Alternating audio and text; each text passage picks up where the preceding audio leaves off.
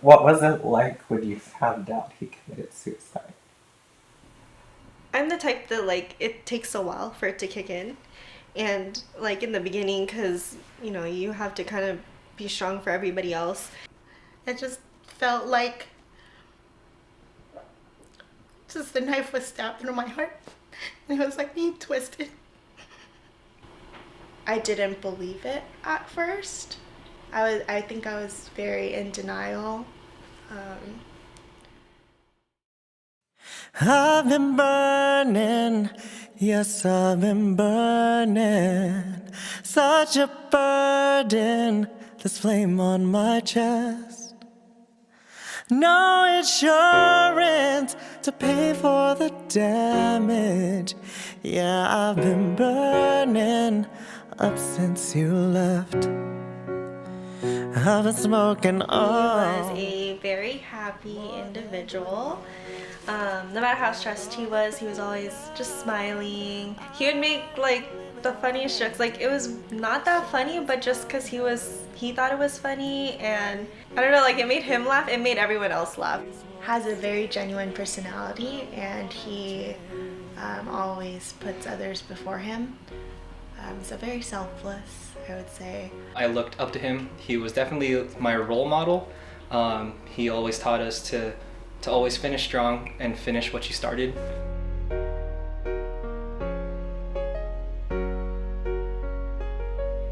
it's been a roller coaster ride, that's for sure. I go not day by day, but moment by moment, because it could be different triggers. I'm fine one moment, and the next moment can be something happens, and then I'm just in tears again. Since my dad's suicide, it's been pretty weird around the house. It's been like more awkward. There's just something missing. I didn't really see the effects of depression. Like I knew it was there. I just wasn't able to like see it as much as you'd think you'd be able to see it. Medyo, pero hindi ko inintindi dahil isip ko anak ko rin naman siya. Dapat intindihin ko rin siya. Hindi ko siya tinatrato na son-in-law kundi anak talaga. Anak kong lalaki. So I knew that he was depressed. I thought he was on medications, because he's always just like super happy, and like he likes to hide his emotions. He kind of started distancing himself from us, and there were slight things that we noticed, but we didn't know it was to that extreme. There was one day where he was saying that he wanted to kill himself, and then I told him my suicidal story. That kind of saved him the first time and the next time. But the last time it was totally different. Like I felt like he was so blocked off.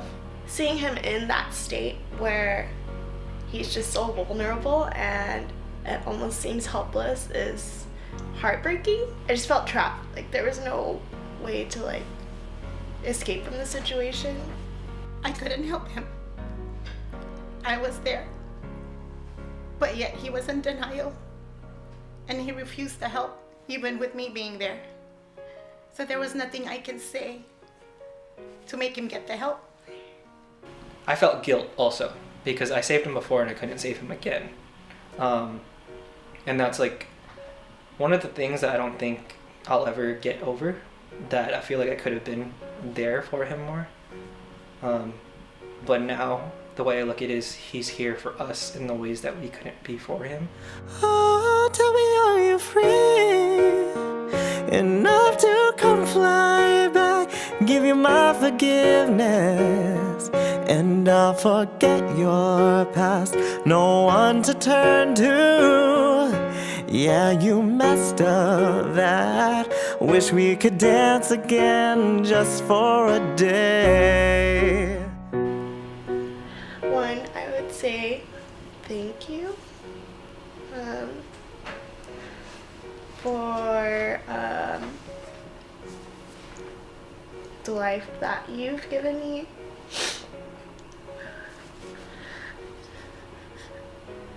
And the support that you've given me throughout all my years of living. Thank you for caring about us and loving us. I want to say I'm sorry.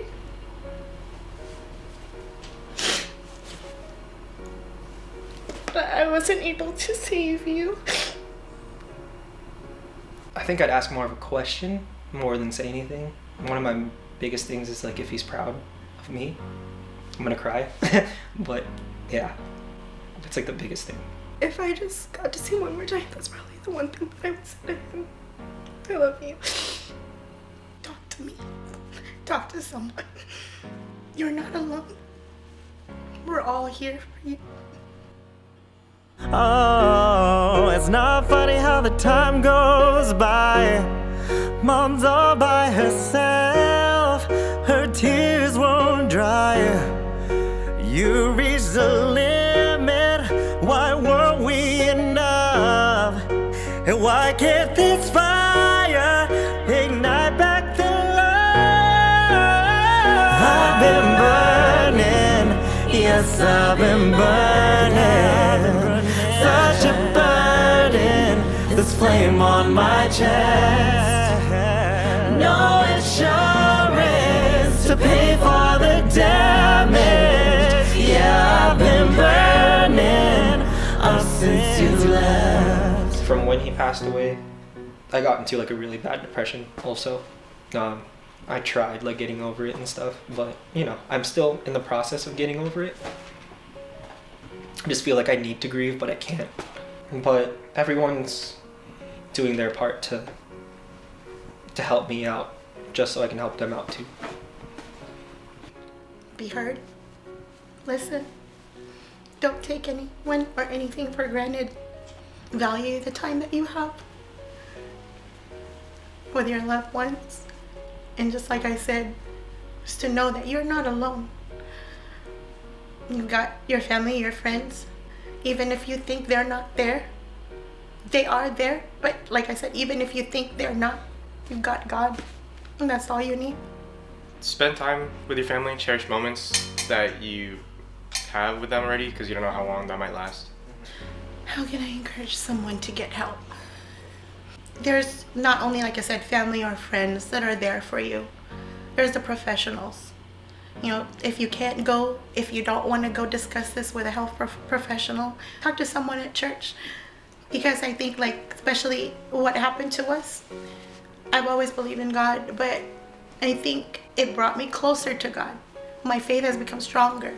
I think a lot of people go through different situations in their life that are difficult, but just like understanding people and their backgrounds and provide that support for them.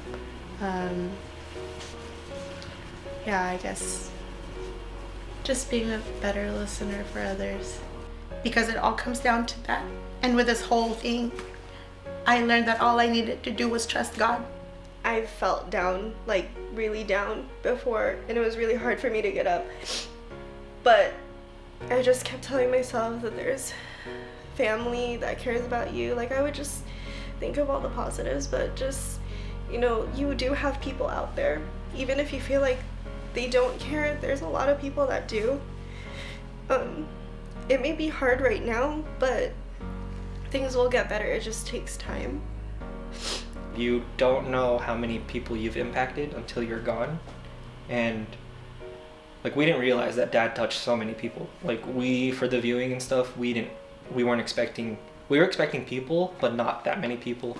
For the funeral, we weren't expecting all of those people to show up. My friends from Arizona came, people from San Bernardino where he worked, even internationally from the Philippines, like sending their regards. Like, that's a big thing. Like, you don't know how many people you impact. Surround yourself with people you love and care about, and who you know love and care about you as well.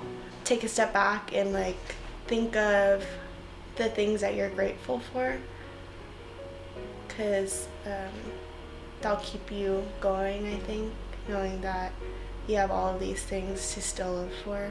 For me, this whole situation was kind of a wake-up call for me. In a way, I feel like Dad kind of sacrificed his life to save mine. My family, definitely. My 4 kids, my mom, and his memories. Because I feel like his suicide was an ultimate sacrifice for our whole family. Dad took it home for us, took it all for us. He did what he did so we can live our lives. So the least we could do is live our lives, really, and so he can see us and watch us and be proud of us, and pretty much so that whatever he did was worth it.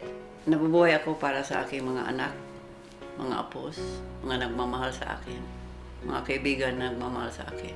Just because, when you're depressed, it's an illness, and you can't just get rid of an illness just like that. So many people today are going through it, but it goes unnoticed. People play it off really well.